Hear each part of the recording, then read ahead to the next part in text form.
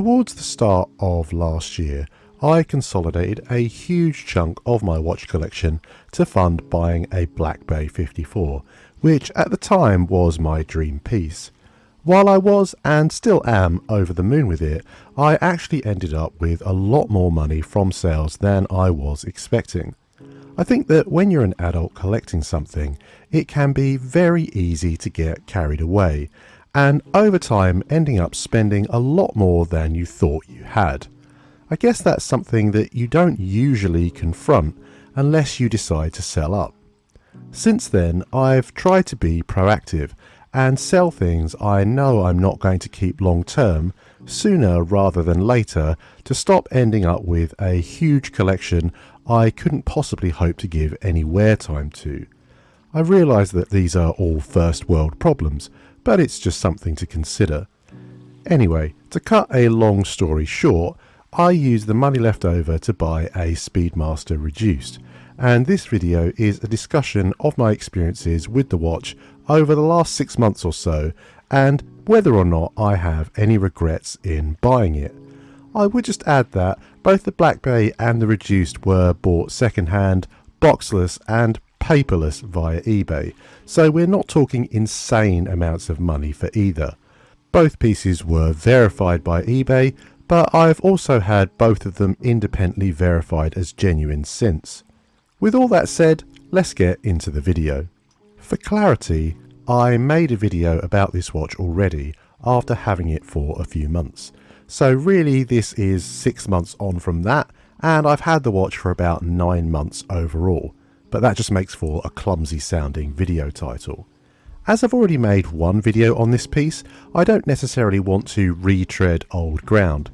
In that video I talked about the space history of the piece, the difference between the professional model and the reduced, and a discussion really about why I wanted to own this specific watch. I'll leave a link to that video in the description below if that's something you'd like to hear more about, but I won't be recovering those topics again here. The Speedmaster Reduced was initially launched back in 1988, and depending on the features of the model you buy, you'll be able to have a pretty good guess at when yours was made if you don't have papers for it, as they made upgrades to it over time until they stopped production in 2009. For example, a newer model would have a more robust clasp to it and sapphire crystal. So you can tell by looking at the scratches on my crystal that it's acrylic. I really need to get some polywash to sort that out, but it should clean up relatively nicely when I do. The thing is, knowing that this is an older piece has, at times, made me hesitant to wear it. Up until quite recently, I felt an overwhelming responsibility to try and keep the piece as pristine as possible. I guess it felt somewhat similar to the feeling of preserving the planet for future generations. The watch has been around for at least 30 years, and I wanted whoever has it next, potentially my daughter, to be able to enjoy it too. The thing is though, that can be paralysing, and this piece has made me change my thought process when it comes to vintage watches. I'll try and explain by revisiting my comparison to protecting the planet environmentally. Some of the best things that you can do to protect the environment are unfortunately to die so that you are no longer polluting it, not having children so they don't continue to pollute it, and effectively do as little with your life as possible. All of those are grim realities though, and very few people would be willing to self-sacrifice to that extent.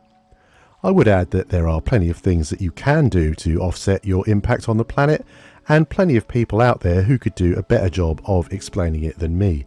As someone who buys a lot of products from overseas, I'm definitely in no position to lecture anyone on that, and I think you can get into a real moral quandary if you start to overthink it, so I'll just move on.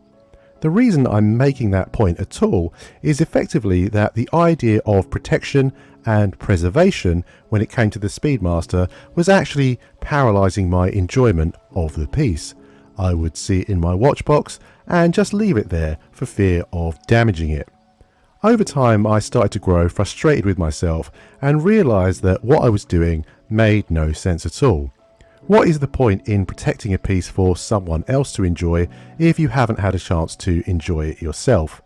I think there can be some obvious exceptions for that if you've bought a piece as a financial investment. Clearly, it doesn't make sense to wear it. I personally hate the idea of watches as money makers, so I'll say no more on that front. The other obvious exception is if you've bought a piece specifically for someone else in the first place. I know a few parents who have bought their children present pieces for their 18th or 21st birthdays, for example, but the kids themselves aren't even into double-digit ages yet. A few months ago, I decided enough was enough and wore the watch to work one day. I tried to live my life without any regrets, and up until this point, the biggest regret of my life was that I didn't try an onion ring until I was 21, which is really annoying because I have to say, I do love onion rings. When I got into work that day though, I did feel regret for the first time in a long time. Why had I left this watch just sat in a box for months? My feeling towards the vintage pieces now is that if you buy one, as with any other watch, it's still made to be worn. If a watch has already lasted for decades while being worn, why would you stop? You can tell that my approach has distinctly changed, as I know that many people would be horrified at putting watches on hard surfaces and sand like I have in this video. I guess there are two things going on there. First of all, I now think of a bump or a scratch as more of a memory with a piece than anything else. And secondly, while I love my watches, I think I might love making videos about them even more. I do appreciate that if you've tuned in to a video about the Speedmaster Reduced, so far I could have been talking about almost any vintage piece and you wouldn't really know the difference. I do love this watch. I think it's the best chronograph out there for me. It's the right size for my wrist without compromising too heavily on the look and feel of the Speedmaster. I would prefer it though if the subdials were positioned more traditionally, it's true, but that is unfortunately part and parcel of the cheaper bolt-on chronograph movement used to keep the size and indeed the price down. In that sense, it's not perfect, but we all have to live within our means, and I simply could not afford a modern small size Speedmaster. The 321, for example, costs more than the amount I have remaining on my mortgage, and I wouldn't advise anyone to put themselves into financial ruin for the sake of a watch. Not so with the Reduced. This cost me just over $2,000 and is in pretty good condition considering that low price point.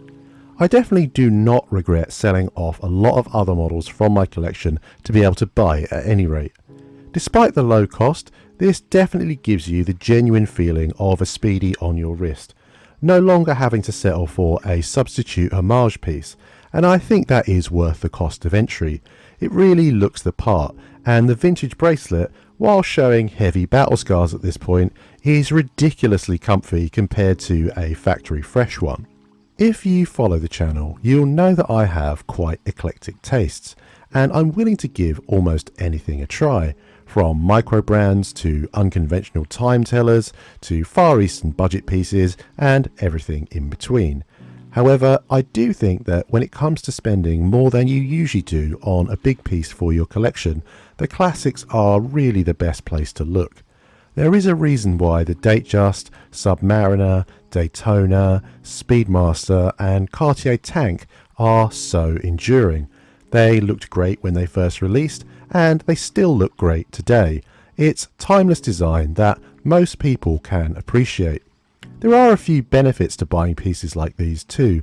Not only are they more recognisable to non-watch aficionados, which might be a pro to some people, but they are also going to hold their value significantly better than contemporary pieces around the same price point, even if you do add a scratch or a dent here or there. I can only apologise if this video didn't turn out to be quite what you were expecting when you clicked on it, but I do hope it has been food for thought. And if it wasn't clear from the discussion, I'd highly recommend the Speedmaster Reduced as a vintage addition to almost any collection. I've certainly learnt a lot and changed my approach to vintage models as a result of the time spent with mine. As ever, thank you for your time. If you've enjoyed what you've seen or found it informative, consider dropping the video a like and subscribing for more content like this in future.